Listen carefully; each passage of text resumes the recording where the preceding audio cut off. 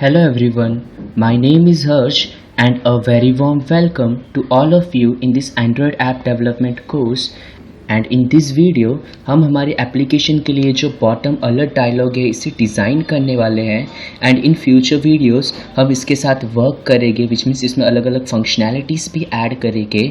So now पहले इस alert dialogue को एक बार अच्छे से ऑब्जर्व करते हैं. नाउ यू विल सी हमारे अलर्ट डायलॉग के अंदर टोटल 6 बटन्स है और you can call them views. हमारे अलर्ट डायलॉग के अंदर 6 व्यूज़ है. एक है बैक व्यू, एक है फॉरवर्ड व्यू, एक है save, bookmark, desktop and full screen. So हमें इनके लिए 6 आइकन्स लगेगी और 6 टेक्स्ट लगने वाले हैं. सो मैंने टेक्स्ट ऑलरेडी मेरे प्रोजेक्ट में ऐड करके रखे जिससे मैं कुछ टाइम सेव कर सकूँ यहाँ पे strings.xml के अंदर. आप भी ये ऐड कर लो जल्दी से. नाउ इनके लिए पहले आइकन्स ले लेते हैं. So simply just right click on resources, new, vector asset, just click on clip arts and first let's search for back button. So back and this back arrow, so click on OK and I want it to be IC_back and next and finish. and actually जो forward arrow है which is this one IC_forward हमने already import करके रखे, so हमें इसे import करने की ज़रूरत नहीं है. So next right click on resources, new, again vector asset and this time we want a save button. So simply this save. So ये हमारे लिए एज अ PDF डॉक्यूमेंट को सेव करने के लिए फ्यूचर में यूजफुल होगा. सो IC_save and just click on next, finish and after that we need a full screen button. So new, vector asset and this time a full screen button. So this full screen, click on OK and just remove these unnecessary codes. So IC_full screen, click on next, finish and we need a bookmark button या bookmark icon. So new, vector asset and this time bookmarks and this bookmark one and आप कोई भी use कर सकते हो, that's totally up to your choice. Now let's remove these unnecessary codes and IC_bookmark, next, finish and right click on drawable, new, vector asset and this time I want a desktop icon.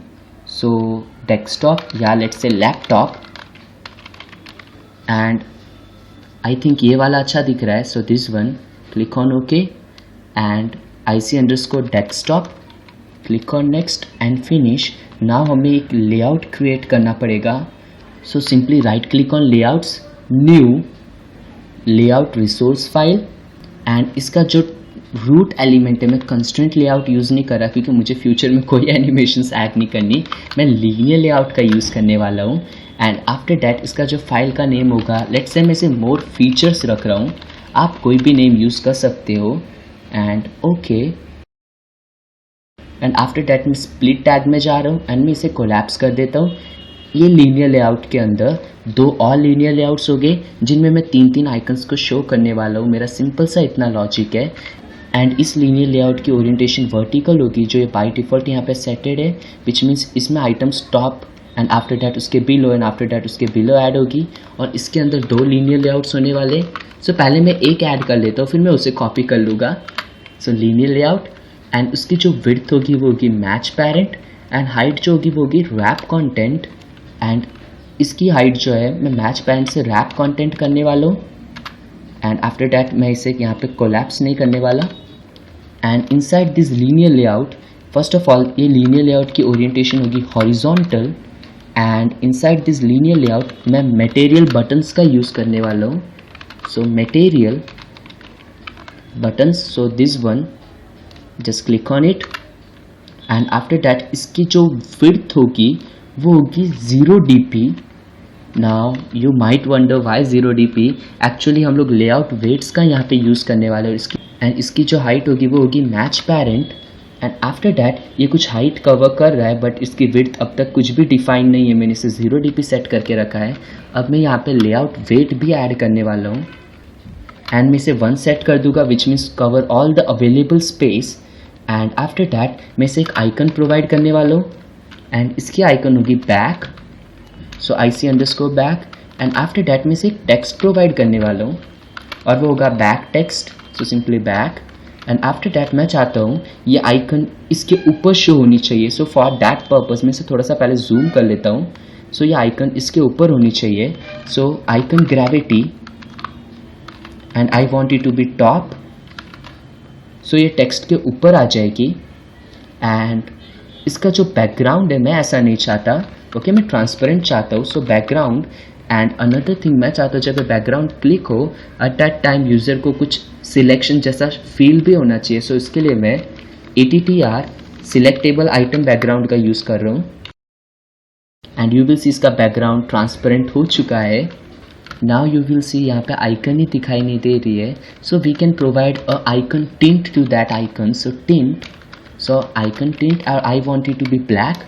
You will see icon दिख रही है। And similarly हम लोग text को भी tint provide कर सकते हैं, so you can use the any colour you want, so text colour and simply black. Now हमारा टेक्स्ट भी दिखाई दे रहा है। नाउ मैं नहीं चाहता है टेक्स्ट कैपिटल हो, so for that purpose text all caps को मैं फॉल्स करने वाला हूँ। And now I am going to copy this button here, so Ctrl+C and मैं इसे नीचे 2 टाइम्स पेस्ट करने वाला हूँ, Ctrl+V and again Ctrl+V। And after that मैं इस लीनियर लेआउट को कोलैप्स कर रहा हूँ, Ctrl+C एंड इसे नीचे एक बार वापस पेस्ट कर रहा हूँ। And you will see our design is pretty ready. हमें सिर्फ इस डिज़ाइन के अंदर इन आइकन्स को अभी चेंज करना है, so let's do it quickly.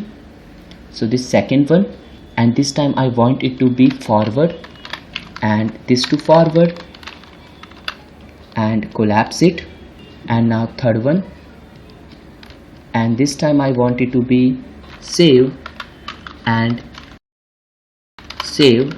and actually मैंने save नाम की कोई string नहीं बनाई है, so let's create it from here, create string and उसकी जो वैल्यू होगी वो होगी simply save। and you will see कि strings में एक नया attribute ऐड हो चुका है save। एक्चुअली मैंने settings 2 बार बना ली है, so मैं इसे यहाँ से रिमूव कर रहा हूँ। and after that more features and हमारा सेव भी प्रॉपर दिख रहा है। एंड ऐसे रिमेनिंग वर्क हमें नीचे वालों के साथ भी करने, so let's quickly do it too this time bookmark and again here bookmark and collapse it and this time desktop and here too desktop, so simply again this and desktop and collapse it and next one or last one full screen and here full screen। and with this हमारा design ready हो चुका है। and in the next video we will see how we can show this design on click of that settings button and to be more specific this floating action button here। so that's it for this video, thank you for watching and bye bye।